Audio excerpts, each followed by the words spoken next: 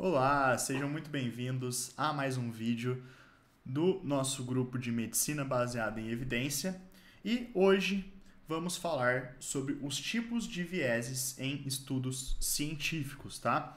Antes da gente entrar no módulo de tratamento em si, a gente tem que passar pelos tipos de vieses. A gente tem que conhecer esses vieses presentes nos estudos, pelo menos uma vez na vida a gente tem que ter esse primeiro contato com eles, tá? Porque a partir desse primeiro contato, quando você for ler posteriormente um artigo, um estudo, você vai conseguir identificar com mais facilidade, tá? E analisar isso. E depois, no final da aula, eu vou mostrar algumas ferramentas que a gente vai estar utilizando para calcular esse risco de viés presente nos estudos. Então, será que esse estudo realmente vale a pena ser lido? Será que esses resultados eu posso estar confiando neles? Então, é isso que a gente vai ver na aula de hoje, tá? Então, basicamente, o que é um viés? É qualquer processo em qualquer estágio de inferência que tende a provocar resultados ou conclusões que diferem sistematicamente da verdade, tá? Então, a gente vai analisar vários tipos de vieses que existem em estudos. E como nossos principais dois materiais de referência, a gente tem o Manual de Medicina Baseada em Evidência, do José Alencar, que eu estruturei basicamente na mesma ordem que ele traz lá. Eu achei muito didático, utilizei vários exemplos que estão no livro. E o artigo do Bias in Analytic Research, do David Sackett, que é o pai da medicina baseada em evidência, que é também da onde surgiu o primeiro contato com esses tipos de vieses, no qual eles descrevem mais de 35 tipos de viés no total. A gente não vai abordar todos, a gente vai abordar os mais importantes e prevalentes, tá, na nossa prática, porque senão vai ficar uma coisa muito longa e desgastante. Então, a gente vai dividir os vieses em 3 tipos, tá? O primeiro tipo vai ser o viés no planejamento da pesquisa, tá? Aquele viés que ele já consta no modo com que a pesquisa foi realizada. O primeiro viés que a gente tem, e um dos que eu considero mais importante, é o viés de seleção, tá? Então, imagine que eu estou comparando uma dieta para perda de peso em pacientes obesos. Porém, para o grupo intervenção, eu pego pessoas de uma clínica, tá? Por exemplo, uma clínica particular, uma clínica de endocrinologia ou pacientes que queiram perder peso. E no grupo controle, por exemplo, eu pego pacientes do SUS, tá? E aí eu vou comparar essas duas populações distintas com dieta para perda de peso. E por que eu não posso fazer isso? Por que eu não posso pegar populações tão distintas? Vamos ver. Quando a gente tem a nossa baseline, né, que é como chama esse gráfico que todo artigo tem que mostrar, tá? Que consta na metodologia quando você divide os grupos, a gente vê que existem diversos outros critérios que identificam, que contribuem para a mudança do desfecho da obesidade, tá? Se o paciente realmente vai conseguir emagrecer ou não. Percebam que, por exemplo, o IMC, ambos partem basicamente do mesmo IMC, que é o grupo intervenção 34,6, o grupo controle 34,9. Porém, existem outros critérios que vão mudar o resultado. Por exemplo, o mais importante de todos, que seria a parte socioeconômica, né? Então, a renda familiar, a gente vê que o grupo clínico ele tem um poder socioeconômico maior, tem uma escolaridade maior, tem mais tempo para fazer atividade física, tem, por exemplo, outras comorbidades muito mais bem controladas, como diabetes, que também impacta na obesidade, na resistência à insulina. Então, assim, esse é o primeiro viés, o viés de seleção é um dos mais importantes, por isso a gente está gastando um pouquinho mais de tempo nele. Segundo viés, a gente tem o viés de amostragem, que é quando a amostra daquele estudo ela não representa de fato a população. Por exemplo, a gente vai fazer um estudo de prevalência de hipertensão arterial sistêmica em uma universidade, tá? Vocês acham que a porcentagem de pessoas nessa universidade com pressão alta vai ser uma amostra representativa da nossa população?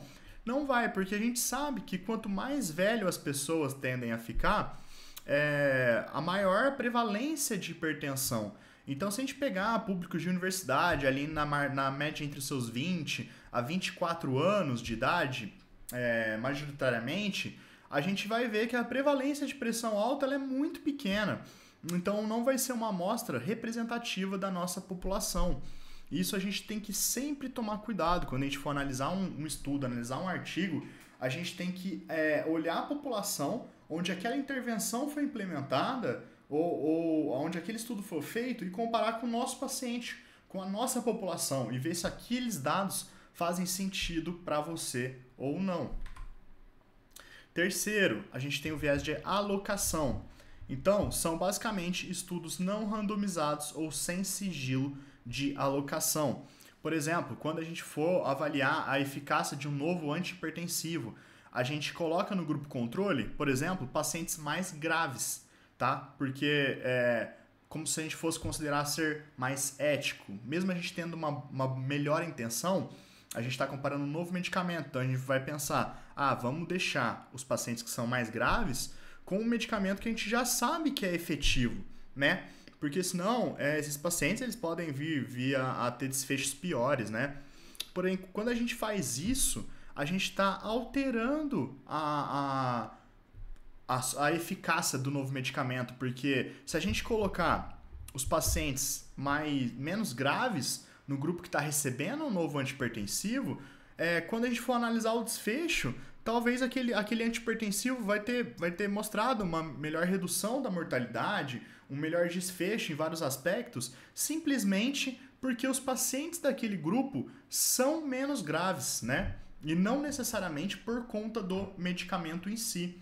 Então, é uma coisa também a se tomar muito cuidado. E como que a gente resolve isso? Tendo uma boa randomização e tendo sigilo de alocação, no qual a pessoa que vai aplicar a intervenção, ela não sabe se aquele paciente está de fato no grupo controle ou no grupo intervenção, que seriam estudos duplos cegos, onde a gente segue o paciente e segue o profissional que vai aplicar o tratamento. 4. Viés do tempo de intervenção. Então, é o momento em que a intervenção é realizada. Esse momento ele também é muito importante. Então, por exemplo, esse exemplo aqui fica muito, muito bem ilustrado, né? Que é, por exemplo, pacientes com parada cardiorrespiratória, pacientes em PCR, com ritmo chocável. A gente vai desfibrilar esse paciente e ver o quanto esse choque, a desfibrilação, ela está sendo efetiva para esse paciente voltar ou não. E a gente sabe que é muito efetivo. Porém, a efetividade dessa intervenção, ela depende do tempo em que ela é realizada.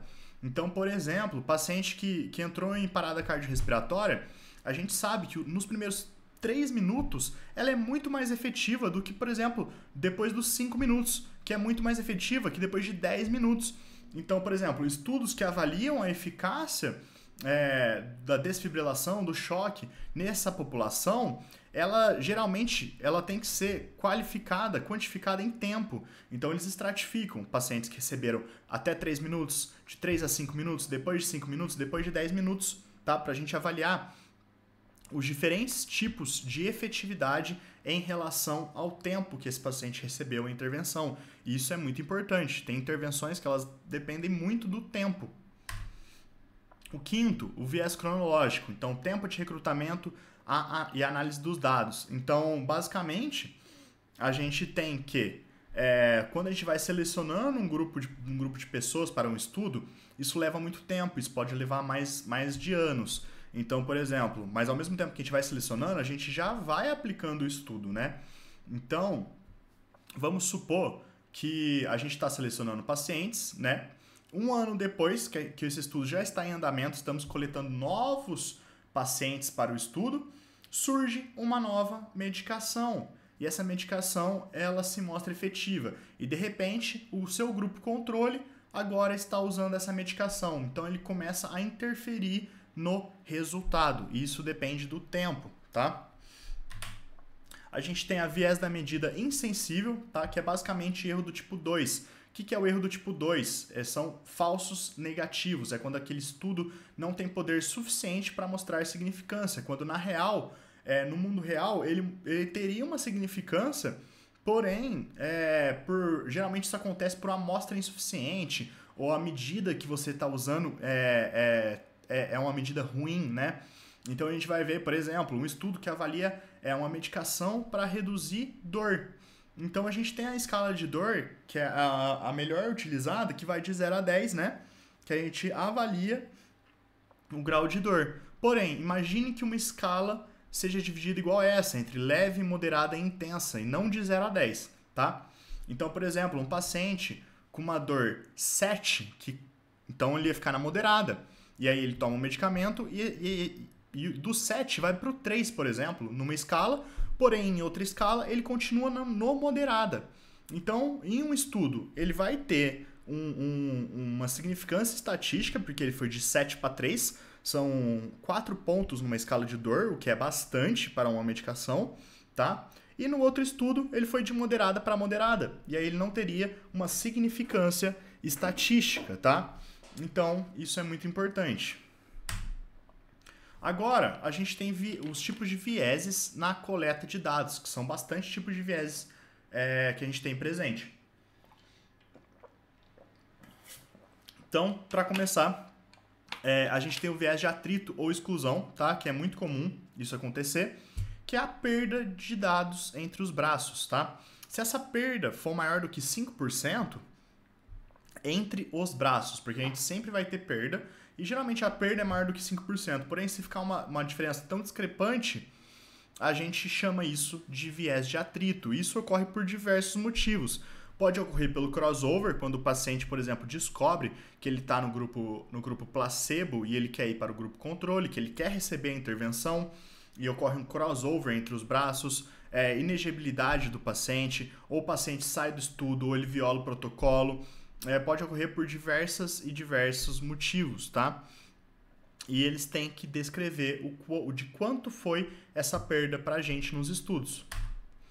A gente tem o viés de co-intervenção. Isso acontece principalmente quando a gente tem uma falta de cegamento, tá? No qual pacientes mais graves podem ser melhor cuidado, né? Então, por exemplo, se a gente está avaliando um tratamento para uma doença coronariana, por exemplo, pacientes, vamos supor, que tem uma pressão mais descontrolada, uma maior pressão, esses pacientes mais graves, a pessoa que está dando a intervenção, como ela sabe que ela tem já um risco mais elevado de ter um pior desfecho, ele acaba sendo mais rígido nesse controle de pressão desse paciente e acaba superestimando o efeito do tratamento estudado, tá?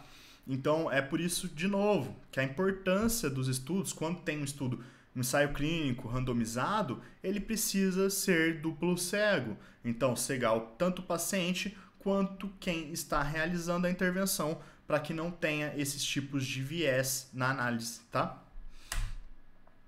Viés de contaminação, de novo, outro tipo de viés por conta da falta de cegamento, que é quando o grupo controle recebe a intervenção por fora do estudo. Então, por exemplo, a pessoa que está tomando ali o placebo, ela descobre que ela não está recebendo a intervenção do outro grupo. Então, ela pega e pode buscar isso por outros meios, ou pega por fora por outro médico, ou compra no mercado paralelo e começa a tomar a intervenção por conta. Isso vai contaminar o nosso grupo controle.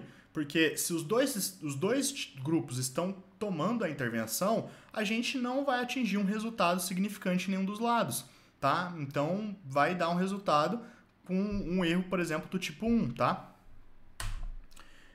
A gente tem o viés de aderência, tá? Isso ocorre no mundo real. Então, pacientes mais graves, eles tendem a ter uma menor aderência de modo geral, por exemplo, em comportamentos como mudança do estilo de vida e na tomada de intervenções, na aderência medicamentosa, ao ir ao médico.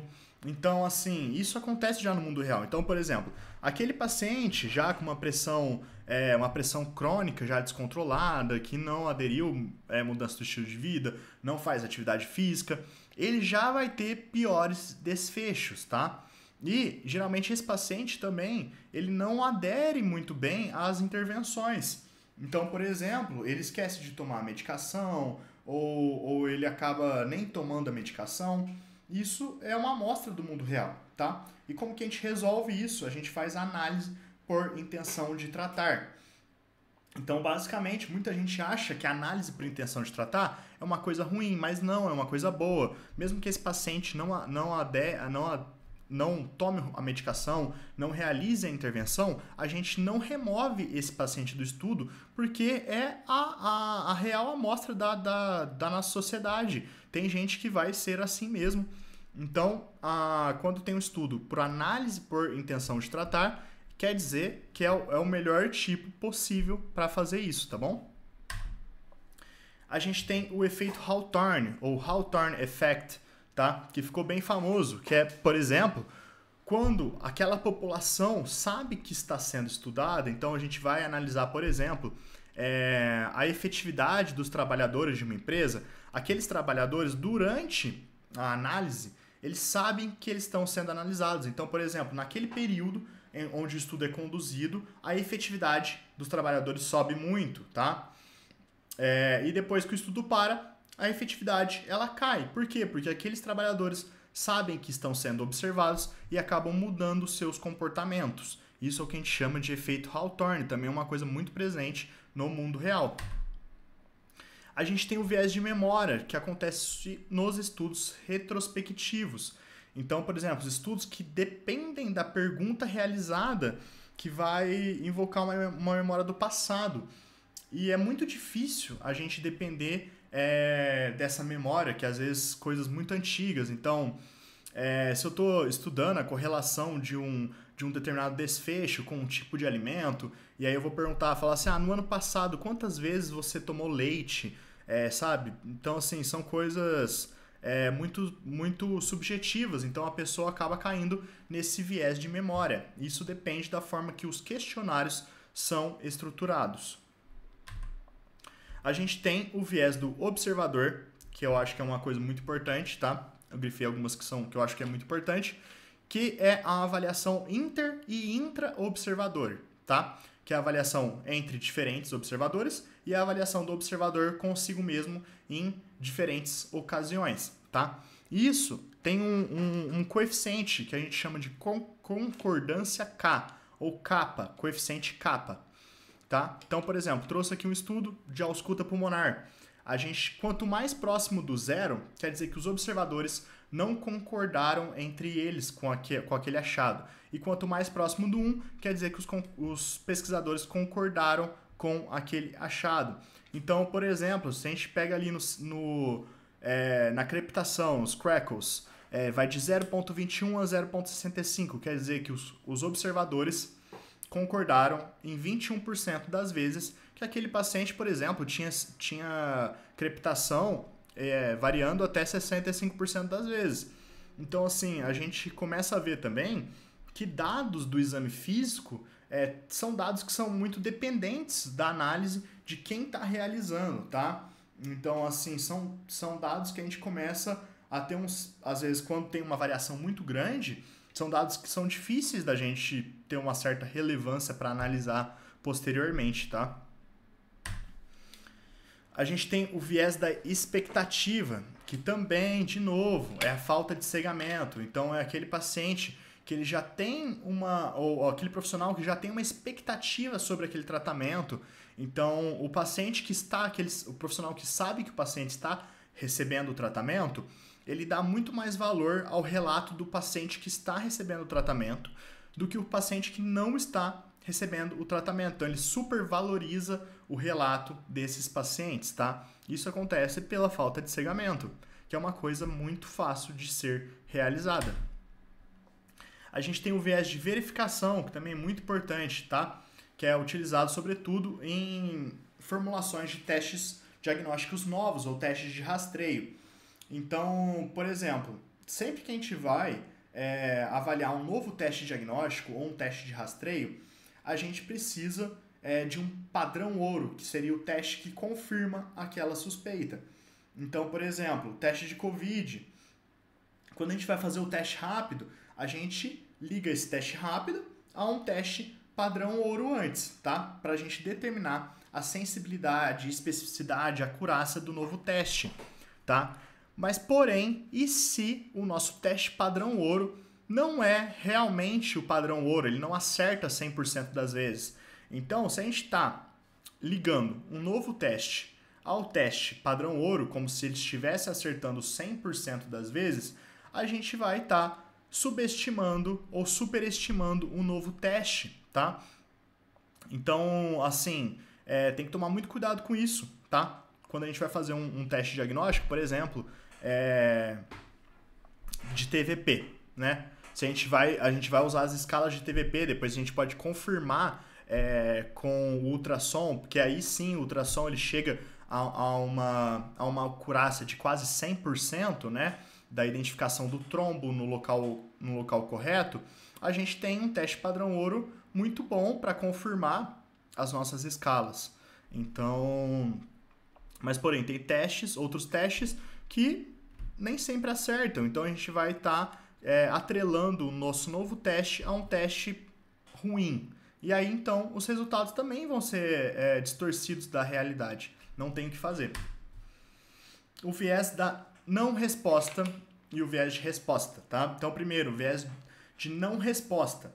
Quando provavelmente você já se deparou na rua com alguém fazendo algum questionário, então a pessoa vai perguntar alguma coisa e tem coisas que você não quer responder para a pessoa. Então, por exemplo, temas um pouco mais sensíveis, como se a pessoa já usou alguma droga, como, por exemplo, a sua renda, né? Você fica meio assim de responder a sua renda para a pessoa.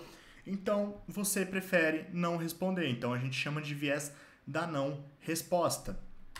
E a gente também tem o viés da resposta, que ao invés de você falar assim, não quero responder essa pergunta, você mente. Então, por exemplo, se a gente está fazendo uma pesquisa numa universidade, se os estudantes já usaram algum tipo de droga ilícita, e aí eles têm que falar qual droga que eles usaram, cocaína, maconha, crack, entre outras, a pessoa que está respondendo, às vezes ela vai optar por não responder, falar assim que ela não quer falar, ou muitas vezes ela vai mentir. Às vezes se ela já usou, ela vai falar que não usou, entendeu? Para não, por vergonha ali do entrevistador, do questionário, quando ela tem medo de ser exposta, né? Isso dá pra gente burlar esse viés através, por exemplo, de questionários onde a gente não identifica as pessoas, né? Então, questionários online, na qual a gente não atrela um nome ao questionário. A gente tem o viés de proeficiência, que é, por exemplo, imagine que a gente vai analisar teste de imagem, tá? Para ver o quanto aquele teste de imagem contribui com o nosso diagnóstico. E a gente, quem está examinando o teste, vamos supor, são recém-formados, e do outro lado são radiologistas que fazem isso há muitos anos. Então, por exemplo, os radiologistas vão acertar muito mais do que os recém-formados. Então a gente tem um viés aí de proeficiência que depende da capacidade de quem está analisando. Agora a gente vai entrar no final, por fim, nos vieses na análise de dados. Então, um dos mais importantes, a gente tem o viés de prevalência, incidência e sobrevivência, que é do Niemann, né, que ele descreveu nesse artigo, Estatística, que é a serva de todas as ciências. Então, por exemplo, isso acontece em estudos observacionais, por exemplo, de hipertensão arterial novamente. Então, a gente tem que dados incidentes, presta atenção, esse é um pouco mais difícil, dados incidentes têm maior valor que dados prevalentes, tá? Por quê? Porque o dado incidente, a gente descobre aquele paciente, a gente faz o diagnóstico, o primeiro diagnóstico, no momento, tá? E a gente consegue acompanhar a doença a partir do seu início. Enquanto dados prevalentes, o paciente já tem, por exemplo, a doença há vários anos. Então, é uma doença mais complicada, é uma doença mais grave, e a gente não consegue diferenciar muito bem. Se a gente comparar um dado incidente com um prevalente, geralmente o pior desfecho vai ser nos dados prevalentes, porque quanto mais tempo se tem essa doença, pior as complicações, né? Que é uma doença progressiva, tá? E então a gente tem o viés de sobrevivência também. Então, apenas indivíduos que sobrevivem são incluídos nos estudos, subestimando a gravidade da doença. Da mesma forma que pacientes com hipertensão arterial já antiga também já estariam em tratamento também há mais tempo, a ponto de não ser incluído no estudo. quando forem medir, por exemplo, a pressão para colocar as pessoas no estudo, esses pacientes que já tinham pressão, porém já estão em tratamentos, vão estar com a pressão controlada, a pressão normal, e não vão ser incluídos no estudo, superestimando a gravidade também da doença. Então, pode acontecer ou um ou outro. Então, assim, é um viés bem difícil da gente ver. E tem um exemplo muito legal, que agora vai ficar um pouco mais fácil de explicar, que foi do Abraham Wald, que ele descreveu na Segunda Guerra Mundial. O que ele pensou? Ele analisava os aviões que voltavam das batalhas e ele analisava onde eles eram mais atingidos. Então, todos esses pontos é a maior concentração de tiros no casco do avião. E é o que ele pensou? A gente tem que reforçar esses pontos onde os aviões estão sendo mais atingidos. Dessa forma, prevenindo que menos aviões explodam, quebrem, caiam, né? E o que ele percebeu foi que não mudou nada. E por quê? Porque os aviões que não voltavam, ou seja, aqueles aviões que ele não viu, foram os que caíam. Então, basicamente, o local que ele tinha que reforçar do avião não era onde ele era mais atingido na hora que voltava, mas, ao contrário, ele tinha que reforçar o local que não estava atingido, que estava sem nenhum tiro. Por quê? Porque provavelmente os aviões que tomaram tiro naquele lugar caíram e não voltaram. Então ele não conseguiu analisar. Então, onde está a parte branca, sem nenhuma bolinha, seriam as partes que ele sim deveria reforçar, e não o contrário. Porque a parte que o avião tomou tiro, mas voltou, quer dizer que é uma parte que não é tão essencial para manter o avião de pé, tá? E ele conseguiria pousar levando tiros nessa parte. Segundo, a gente tem o viés do tratamento de sobrevivente. Então, será que o paciente que teve uma maior sobrevida foi por conta do tratamento ou não? E nesse caso específico, a gente tem um exemplo muito bom, que é o do câncer. Então, a gente sabe hoje que tem, para vários tipos de câncer, a gente tem câncer que é mais agressivo e tem câncer que é menos agressivo. Então, por exemplo, se a gente pega 2 pacientes, um com câncer mais agressivo, um com câncer menos agressivo, e coloca, por exemplo, o paciente com câncer menos agressivo recebendo tratamento, porque a gente não sabe disso antes, e o com câncer mais agressivo no grupo sem tratamento, o com tratamento vai ter uma sobrevida muito maior do que o sem tratamento, mas não necessariamente por conta do tratamento, mas sim por conta do tipo de câncer desse paciente. E, por fim, os vieses na interpretação e na comunicação dos resultados. Então a gente tem esse que ficou muito famoso, né, que é o cherry picking, ou escolha das cerejas, na qual o pesquisador ou divulgador escolhe apenas os dados ou artigos que mais lhe convém. Então, por exemplo, se ele está analisando alguma intervenção, alguma coisa, ele fala assim, creatina é muito bom, creatina serve para isso, e ele pega apenas os melhores estudos com desfechos positivos. E se tem algum estudo relatando algum efeito adverso ou não mostrando o benefício encontrado nos outros, ele exclui da sua revisão e deixa de lado, ele não mostra aquele estudo, por mais que ele tenha lido ele, tá? Então, basicamente, a gente tem as nossas árvores de artigos, no qual a gente só vai pegar os que mais convém pra gente, tá? Então a gente não mostra aqueles que tiveram resultados negativos, igual fazendo um paralelo à nossa outra aula sobre o pensamento bayesiano, na qual a gente vai modificando a probabilidade daquela hipótese ser verdadeira ou não com a análise de novos artigos, tá? Então, basicamente, a gente só tá pegando os artigos bons ou com desfechos que a favor do que a gente pensa ou a favor do que a gente quer mostrar, tá bom? E a gente também tem o viés do franco atirador texano, que é a análise a posteriori. Quando a gente elabora um artigo científico, a gente submete já o trial dele. Então a gente coloca o que a gente espera encontrar, o que a gente está buscando, qual que é a nossa hipótese. Então a gente está buscando alguma coisa X, tá? Porém, alguns grupos, eles fazem uma análise a posteriori. Então eles conduzem o estudo. Aí muitas vezes eles não acham a hipótese deles, que eles estavam procurando, então ela não era verdadeira ou não tinha diferença estatística, porém, ao acaso, eles encontram alguma correlação de outra informação, de outra coisa. e aí eles pegam e mudam todo o artigo baseando no principal achado do artigo, tá? Porém, quando você analisa muitas variáveis, a chance de uma ser ao acaso, tá? Quando você não foi feito o estudo para encontrar ela, para isolar as variáveis que a compõem, você acaba encontrando resultados de uma coisa que não é real, que foi uma coisa ao acaso.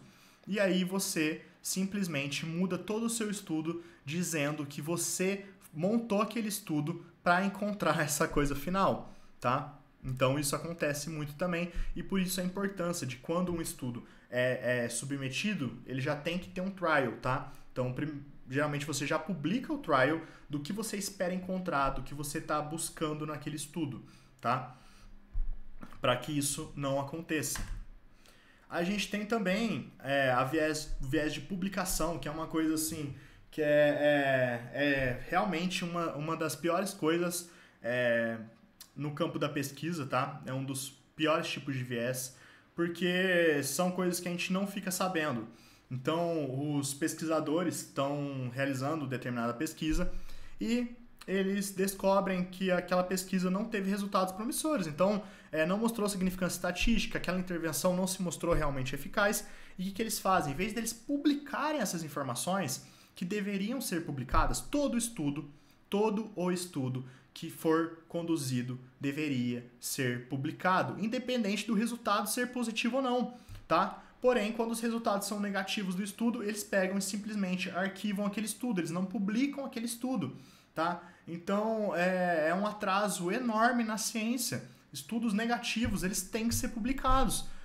Beleza, ele não vai ser um estudo que vai ser super citado, ou às vezes você está fazendo um estudo por uma empresa farmacêutica e não encontra o resultado que a empresa esperava, e a própria empresa também barra de publicar aquele estudo e tenta refazer o estudo para ver se consegue alterar os resultados, e isso acaba indo contra o avanço da ciência. A gente também tem o viés de acesso ao diagnóstico, tá? Então, por exemplo, pessoas com um poder aquisitivo maior têm mais acesso a alguns tipos de diagnóstico. Por exemplo, quando a gente pensa em testes diagnósticos caros, tá? Como, por exemplo, colonoscopia. A gente tem a colonoscopia pelo SUS também, mas a gente sabe que demora 6 meses, demora 1 ano, depende da cidade, demora até mais de 2 anos para você conseguir fazer uma colonoscopia, enquanto no particular você paga e faz o procedimento, tá? Então a gente chama isso de viés de acesso ao diagnóstico, onde pessoas com poder aquisitivo maior vão ter acesso ao diagnóstico, enquanto pessoas sem esse poder aquisitivo não terão acesso ao diagnóstico, ou terão um diagnóstico atrasado, né? E, por fim, a gente tem ferramentas, né, para ajudar a gente a interpretar e analisar esses artigos. Então, a gente tem o Risk of Bias Tool, né, o 2 agora já, que é uma ferramenta do próprio grupo Cochrane, né? Então, se você pesquisar, você vai conseguir achar o Risk of Bias Tool, você vai conseguir achar a folhinha descrevendo cada item, né?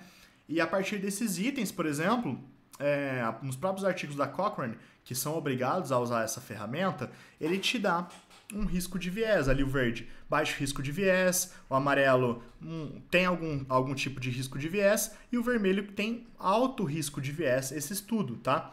E aí ele separa por modalidades, o estudo por modalidades. Então, aonde que foi o risco de viés? Foi na randomização, foi na alocação, foi no cegamento, foi na seleção dos dados, e ele te dá já essa tabela pronta, o que facilita muito a nossa vida.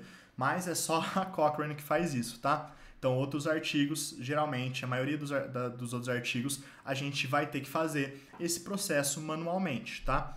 E tem uma outra ferramenta que eu acho mais fácil, mais palatável de utilizar, que é a escala Pedro, tá? Que originalmente foi desenvolvido pela fisioterapia, porém pode ser utilizado em qualquer tipo de estudo, tá? E é uma ferramenta que tem uma confiança tão grande quanto a Risk of Bias da Cochrane, porém é muito mais fácil de você ticar os itens dela, de analisar os itens dela. Então eu particularmente utilizo mais a escala Pedro do que a outra, porque é uma escala mais fácil de ser utilizada, é uma escala mais rápida e que tem uma confiança tão alta quanto a ferramenta da Cochrane. onde você vai passar por esses ondos e critérios, tá? E aí você pode digitar no Google também, pega a ferramenta impressa, ela tem um checklist onde você vai ticando e no final você chega a uma pontuação para ver se esse artigo tem um alto risco de viés, médio risco de viés, baixo risco de viés, e aí você pode ir ajustando os parâmetros de acordo com a sua leitura, tá bom? Para ver se às vezes tem alto risco de viés, você às vezes já nem quer mais ler esse estudo, você descarta esse estudo. Ele não teve uma boa locação, ele não teve randomização, esse estudo não foi cego quando poderia ter sido cegado.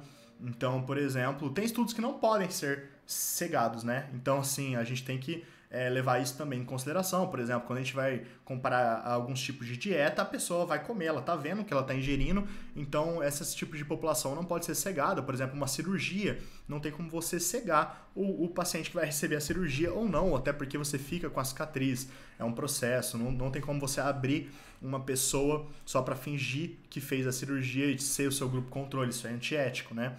Então, assim, não tem como cegar. Tem certas coisas que não tem como cegar, e aí tudo bem, você teoricamente não precisa tirar um ponto disso, mas a maioria das coisas a gente consegue e deve cegar, tá bom? Então, esses foram os principais tipos de vieses, as ferramentas para a gente conseguir utilizar isso. Caso vocês queiram que a gente abra um artigo junto, analise, faça esse passo a passo de analisar o risco de viés presente nesse artigo, vocês podem deixar a sugestão, a gente pode trazer isso para uma próxima aula, tá? E por hoje é isso. Muito obrigado e tchau!